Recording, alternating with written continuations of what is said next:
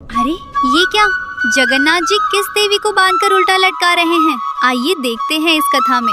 श्री मंदिर में आज एकादशी के दिन भात बन रहा है। हाँ, भात बन रहा है, दाल बन रही है, अनेकों प्रकार के व्यंजन और तरकारियाँ बन रही हैं। अरे इस कलयुग में जहाँ एकादशी के दिन भात खाना तो दूर की बात, उसका विचार करना भी महापाप माना जाता है। वहाँ श्री क्षेत्रपुरी के जगन्नाथ मंदिर में आज उत्सव का माहौल है। भक्तगण आनंद बाजार में बैठकर तृप्त होकर महाप्रसाद पा रहे हैं। आखिर ऐसा क्यों यहाँ एकादशी माता का चाबुक नहीं चलता? बात उस समय की है जब सतयुग का सवेरा था। भगवान विष्णु के श्री अंग से एक परम तेजस्वी शक्ति उत्पन्न हुई, जिनका नाम था एकादशी देवी। उनका जन्म ही इसलिए हुआ था कि वे संसार से पाप का नाश कर सके। ठाकुर जी ने उन्हें निहारते हुए एक विशेष वरदान दिया। बोले, देवी, महीने में 2 दिन तुम्हारा रास चलेगा। जो भी मनुष्य उस तिथि पर अन्न, विशेषकर चावल पाएगा, उसके सारे संचित पाप उस अन्न में समा जाएंगे, और जो तुम्हारी शरण में रहकर व्रत करेगा, उसे साक्षात मेरा धाम प्राप्त होगा। एकादशी माता जो थी, उन्हें अपनी इस शक्ति पर बड़ा गर्व हो गया। हो भी क्यों ना, तीनों लोकों में उनका भय था। स्वर्ग हो या पाताल, उस दिन कहीं चूल्हा नहीं जलता था। पापी से पापी मनुष्य भी एकादशी के दिन चावल को छूने से कांपता था। अपनी विजय पताका फहराती हुई अहंकार में डूबी एकादशी माता एक दिन नीलांचल धाम यानी हमारे जगन्नाथपुरी पहुंची। जैसे ही उन्होंने मंदिर के सिंह द्वार में अपना पहला कदम रखा, उनको लगा कि शायद वे रास्ता भटक गई हैं। उनका दिमाग चकरा गया। आज एकादशी की पावन तिथि थी, पर यहाँ का नजारा तो बिल्कुल उलट था। आनंद बाजार में हजारों भक्त बैठे थे। कोई भूखा नहीं था, कोई प्यासा नहीं था। सबके सामने मिट्टी के कुल्हड़ों में गर्मा गर्म अन्न परोसा जा रहा था। भक्त बड़े चाव से जय जगन्नाथ का उद्घोष करते हुए उस भात को पा रहे थे। एकादशी माता का क्रोध 7वें आसमान पर पहुँच गया। वे व्याकुल हो उठी। सोचने लगी, ये मेरा अपमान है। मेरे ही दिन यहाँ चावल? क्या जगन्नाथ जी मेरा नियम भूल गए? क्या उन्हें मेरी शक्ति का भान नहीं? क्रोध में जलती हुई वे सीधे मंदिर के गर्भगृह में घुस गईं। सामने रत्न सिंहासन पर ठाकुर जी अपने बड़े भाई बलभद्र और लाडली बहन सुभद्रा के साथ मंद मंद मुस्कुरा रहे थे। एकादशी माता ललकार कर बोली, प्रभु, ये क्या अनर्थ हो रहा है? आपने ही तो मुझे वरदान दिया था कि एकादशी को चावल में पाप पुरुष का वास होगा। तो आज आपके इस धाम में ये पाप की गंगा क्यों बह रही है? रोकिए इन भक्तों को, वरना मेरा श्राप सबको भस्म कर देगा। ठाकुर जी ने बड़े प्रेम से देखा और शांत स्वर में बोले, देवी, शांत हो जाओ। तुम देख रही हो, वो साधारण चावल नहीं है, वो कैवल्य है। वो मेरा महाप्रसाद है। ये साक्षात मेरी जूठन है, और मेरी जूठन में कभी कोई पाप निवास नहीं कर सकता। इसके सामने कोई तिथि, कोई नक्षत्र, कोई नियम बड़ा नहीं है। परंतु एकादशी माता का अहंकार जो था, वो बहुत बड़ा हो चुका था। उनको लगा कि भगवान केवल अपने भक्तों का पक्ष ले रहे हैं। वे जिद पर अड़ गईं। बोली, नहीं प्रभु, नियम तो नियम होता है। अगर सारी दुनिया चावल नहीं पा रही, तो पुरी में भी कोई नहीं पाएगा। मैं अभी जाकर उन भक्तों के पत्तलों से वो अन्न छीन लूंगी। जैसे ही एकादशी माता पलटी और उन्होंने महाप्रसाद को रोकने के लिए अपना हाथ उठाया, तभी अचानक मंदिर का पूरा वातावरण बदल गया। ठाकुर जी की वो प्यारी सी मुस्कान ओझल हो गई। उनकी बड़ी बड़ी गोल आँखों में वो तेज आ गया जो प्रलय ला सकता है, क्योंकि ठाकुर जी सब कुछ सह सकते हैं।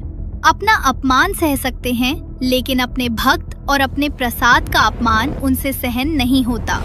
ठाकुर जी की एक हुंकार गूंजी, जिसने पूरे नीलशैल पर्वत को हिला दिया। वे कड़क आवाज में बोले, रुको देवी, तुमने मेरे महाप्रसाद को पाप कहने का दुस्साहस कैसे किया?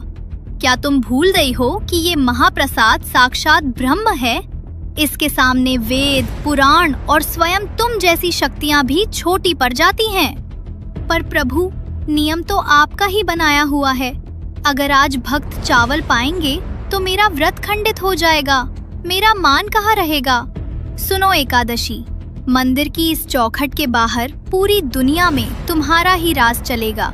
वहाँ जो भी अन्न पाएगा, उसे निश्चित ही पाप लगेगा। लेकिन ये श्री क्षेत्र है, ये मेरी पुरी है। यहाँ केवल एक ही नियम चलता है, प्रेम का नियम। यहाँ मेरे हाथ से निकला हुआ एक एक दाना अमृत है। यहाँ तुम्हारा कोई बस नहीं चलेगा। लेकिन एकादशी माता फिर भी नहीं मानी। वे बोली, मैं ये अन्याय नहीं होने दूंगी। मैं इसी सिंह द्वार पर खड़ी रहूंगी और जो भी भक्त यहाँ महाप्रसाद पाएगा मैं उसके सारे पुण्य छीन लूंगी। अब ठाकुर जी का धैर्य समाप्त हो चुका था। उन्होंने अपनी योग माया का आह्वान किया। बोले, तुम्हें अपनी शक्ति पर बहुत अभिमान है ना, तो आज से तुम्हारी ये शक्ति इस मंदिर की 4 दीवारी के भीतर शून्य हो जाएगी। अगले ही पल एक चमत्कार हुआ। अदृश्य दिव्य जंजीरों ने एकादशी माता को जकड़ लिया। ठाकुर जी के आदेश पर उन्हें मंदिर के ईशान कोण में ले जाया गया और वहां उन्हें उल्टा लटकाकर बांध दिया गया। ठाकुर जी ने श्राप दिया, अब तुम यहीं बंदी बनकर रहोगी। तुम्हारी आंखों के सामने साल के 365 दिन, यहाँ तक कि एकादशी के दिन भी मेरे भक्त पेट भरकर महाप्रसाद पाएंगे। तुम सब देखोगी पर किसी को रोक नहीं पाओगी। यहाँ मेरी आज्ञा के बिना तुम पत्ता भी नहीं हिला सकोगी। एकादशी माता छटपटाने लगी। वे रोते हुए बोली, प्रभु ये तो घोर अन्याय है। अगर मैं यहाँ ऐसे ही बंदी रहूंगी तो संसार मेरा सम्मान करना छोड़ देगा। क्या भक्त मुझे भूल जाएंगे? उनका सारा अहंकार मिट्टी में मिल चुका था। उन्हें समझ आ गया था कि मर्यादा पुरुषोत्तम के नियम भी उनके प्रेम के आगे हार जाते हैं। ठाकुर जी जो करुणा के सागर हैं, उनका दिल पसीज गया। सजा तो मिल चुकी थी पर वे तो भक्त वत्सल हैं। उन्होंने बंदी बनी हुई एकादशी माता के पास जाकर एक अनोखा समझौता किया। ठाकुर जी बोले, देवी घबराओ मत, मैं तुम्हारा अपमान नहीं होने दूंगा। आज से एक नई रीत चलेगी। पुरी में एकादशी के दिन भक्त पेट भरकर महाप्रसाद पाएंगे। उन्हें कोई पाप नहीं लगेगा, लेकिन तुम्हारे सम्मान की रक्षा के लिए वे उस महाप्रसाद को पाने से पहले अपने मस्तक से लगाएंगे, उसे दंडवत प्रणाम करेंगे और मन ही मन कहेंगे, हे एकादशी माता, ये साधारण अन्न नहीं, प्रभु का प्रसाद है। मैं इसे प्रभु की आज्ञा मानकर ग्रहण कर रहा हूँ। मेरा व्रत खंडित न हो। एकादशी माता इस सम्मान से प्रसन्न हो गईं। उन्होंने वचन दिया, प्रभु जो भी भक्त इस भाव से पुरी में महाप्रसाद पाएगा, मैं उसके पाप नहीं गिनूंगी, बल्कि उसे 2 गुना पुण्य प्रदान करूंगी। यही कारण है कि आज भी जगन्नाथपुरी दुनिया की इकलौती ऐसी जगह है जहां एकादशी के दिन आनंद बाजार में हजारों भक्त बड़े आनंद से महाप्रसाद पाते नजर आते हैं। वहाँ मान्यता है कि यदि एकादशी के दिन आपको महाप्रसाद मिल जाए और आपने ये सोचकर उसे ठुकरा दिया कि आज मेरा व्रत है, तो वो साक्षात जगन्नाथ जी का तिरस्कार माना जाता है और उसका भारी पाप लगता है। आज भी मंदिर के बेड़ा काली मंदिर के पास एकादशी माता की मूर्ति स्थापित है, जहाँ वे मौन रहकर सब देखती हैं, पर किसी को टोकती नहीं। ये कथा हमें सिखाती है कि धर्म में नियम तो बहुत हैं, पर प्रेम और ठाकुर जी का प्रसाद उन सब नियमों से ऊपर है। क्या आपने कभी ठाकुर जी का वो अलौकिक महाप्रसाद पाया है? अगर कभी पुरी जाए तो नियम के चक्कर में प्रसाद मत छोड़ना। अगर आपको हमारे जगन्नाथ जी की ये लीला पसंद आई हो तो वीडियो को लाइक, शेयर और सब्सक्राइब करना ना भूलें। जय जगन्नाथ जी की, जय एकादशी माता की।